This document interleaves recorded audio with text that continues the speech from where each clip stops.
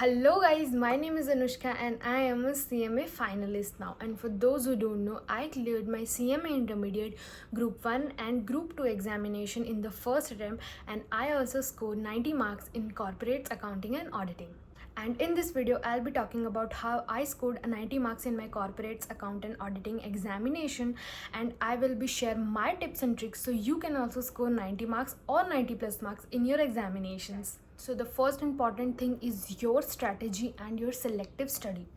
तो पहला क्वेश्चन ये होता है कि सिलेक्टिव स्टडी क्या होती है। सिलेक्टिव स्टडी में ये होती है कि आप किस हिसाब से प्रायोरिटाइज करते हो अपने सिलेबस को। सिलेक्टिव स्टडी करना मतलब कि आप अपने सिलेबस में कुछ इंपॉर्टेंट चैप्टर्स वो होंगे जिसको आप ज़्यादा से ज़्यादा टाइम दोगे, और कुछ चैप्टर्स वो होंगे जिसको आप कम से कम टाइम दोगे।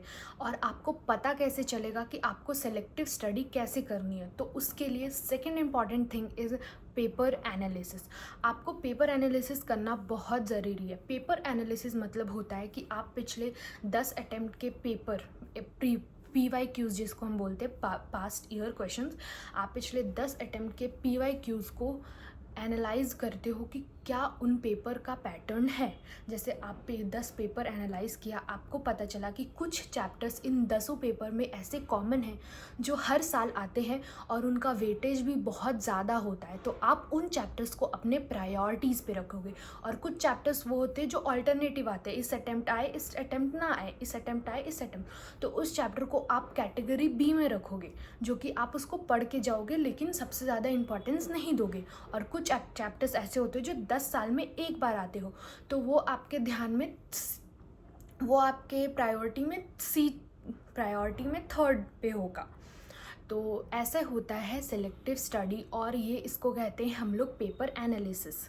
और जब हम पेपर एनालिसिस करते तो हमारा पेपर पैटर्न भी पता चलता है। पेपर पैटर्न मतलब क्या होता है? पेपर पैटर्न मतलब कि हमारे एग्जाम्स में क्वेश्चन किस पैटर्न में आते हैं। जैसे हमारे CMA के एग्ज़ाम में पेपर ऐसे आते हैं कि 30 मार्क्स का हमारा 15 MCQ होता है। उसके बाद डिस्क्रिप्टिव क्वेश्चंस आते हैं जिसमें 7 क्वेश्चंस आते हैं, और जिसमें से सिर्फ 5 हमें अटैम्प्ट करना रहता है, और उसमें से भी जो 5 क्वेश्चंस होते हैं वो 7 मार्क्स ईच रहते हैं, और 1-2 क्वेश्चन जो रहता है वो हमारा 14 मार्क्स का रहता है। तो ये स्ट्रैटेजी भी अपने माइंड में ज़रूर रखना कि आप एक बार अपना पेपर पैटर्न ज़रूर देखो और अपना स्ट्रैटेजी बनाओ कि आप एग्ज़ाम में पहले MCQ सॉल्व करोगे या फिर डिस्क्रिप्टिव क्वेश्चन, क्योंकि एग्ज़ाम में हमारे पास टाइम सिर्फ 3 घंटा रहता है और हमें बहुत सारे क्वेश्चन सॉल्व करने रहते हैं। तो अगर आप अपना ये स्ट्रैटेजी पहले से बना के जाओगे कि आप या तो MCQ पहले सॉल्व करो या फिर डिस्क्रिप्टिव क्वेश्चन पहले सॉल्व करो, तो वो आपके टाइम बचाने में बहुत हेल्पफुल भी होगा। And the third important thing is your time table. अब आपने पता तो कर लिया कि कौन से चैप्टर्स इंपॉर्टेंट है, कौन से चैप्टर नहीं है, कौन से चैप्टर को आपको ज़्यादा टाइम देना है, कौन से चैप्टर को कम टाइम देना है। लेकिन जब तक आप एक प्रॉपर टाइम टेबल नहीं बना लेते कि इस टाइम पे आपको पढ़ना है, या फिर क्या टाइम है जिसमें आप ज़्यादा प्रोडक्टिव हो सकते हो। सबका अपना अलग अलग टाइम होता है। जैसे मैं सुबह उठ के जल्दी पढ़ सकती हूँ, लेकिन मैं रात में देर तक नहीं पढ़ सकती। लेकिन कुछ बच्चे ऐसे होते हैं कि जो रात में पढ़ना प्रेफर करते हो, उनसे सुबह में पढ़ाई नहीं होती। तो आप अपने अकॉर्डिंग एक अपना टाइम टेबल बनाओ जिसमें आप अपने वैसे टाइम पे पढ़ो जिस पे आप ज़्यादा प्रोडक्टिव होते हो। तो जिस टाइम आप ज़्यादा प्रोडक्टिव होते हो उस टाइम आप वैसे सब्जेक्ट को दो जिसमें आप बहुत वीक हो। और जैसे सुबह उठ के आप थ्योरी पढ़ सकते हैं, दोपहर में जब आपको बहुत नींद आ रही है तो आप उसमें प्रैक्टिकल कुछ पढ़ सकते हो ताकि आपको नींद ना आए। तो उस हिसाब से उस अकॉर्डिंग आप अपना एक टाइम टेबल बनाओ, जो कि बहुत इंपॉर्टेंट है एक प्रोफेशनल एग्ज़ाम क्लियर करने के लिए। और मैंने अपने चैनल पे एक टाइम टेबल का वीडियो भी डाला है। अगर आप उस टाइम टेबल पे अपने आप को फिट कर पा रहे हो तो आप वो टाइम टेबल भी अपने अकॉर्डिंगली उसको फॉलो कर सकते हो। The fourth important thing is practice.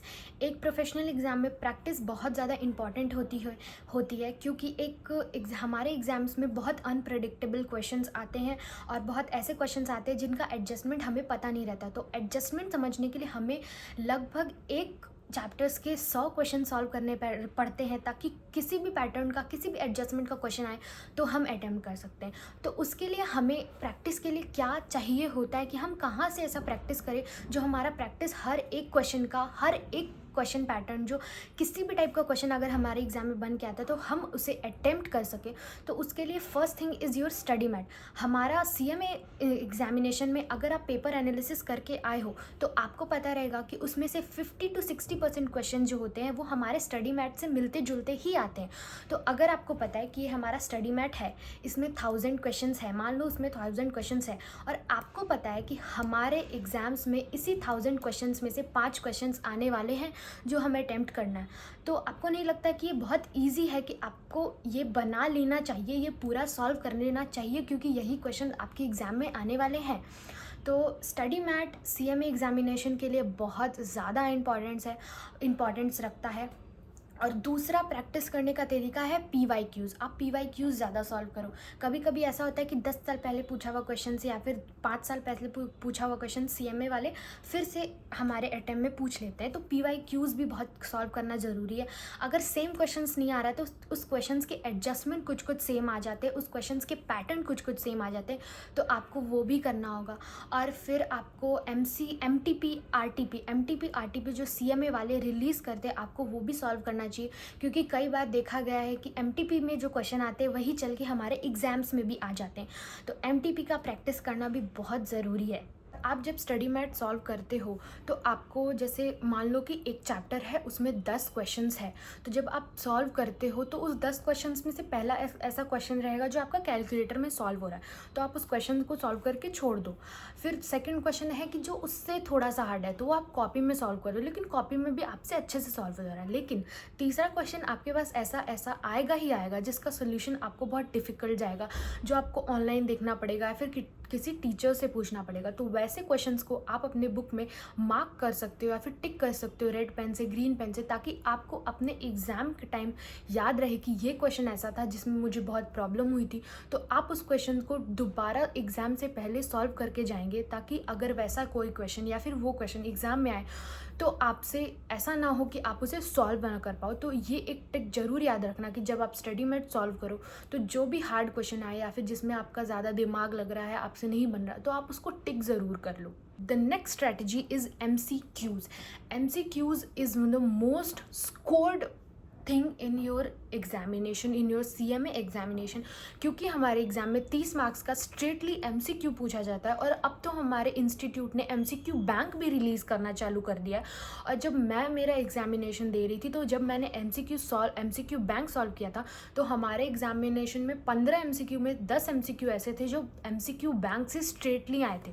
तो अगर आपको पता है कि ये 15 MCQ सॉल्व करके आप स्ट्रेटली 30 मार्क्स स्कोर कर सकते हो और आपका पासिंग 40 मार्क्स पे है, तो आप MCQ पे बहुत ज़्यादा ध्यान लगा सकते हो या फिर आप MCQ पे बहुत ज़्यादा मेहनत कर सकते हो, ताकि आपको स्ट्रेटली 30 मार्क्स आ जाए, ताकि आपको पासिंग जो स्कोर है 40, उसको स्कोर करने में ज़्यादा प्रॉब्लम ना हो, ताकि एग्ज़ाम में आपको प्रेशर भी कम हो कि मुझे पास करना, मुझे जल्दी क्वेश्चन बनाना।